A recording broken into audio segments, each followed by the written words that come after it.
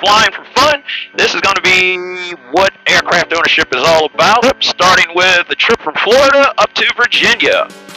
It's about a 4.5 hour flight for us. I'll take some video. We've done trips before. Say hi to the people. All right, so sit back, relax, and enjoy.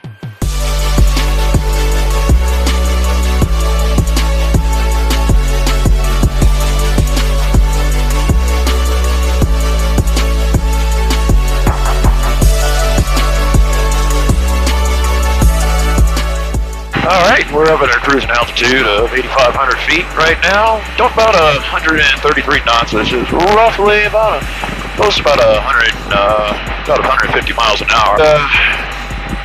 As you can see, the biological autopilot is now malfunctioning.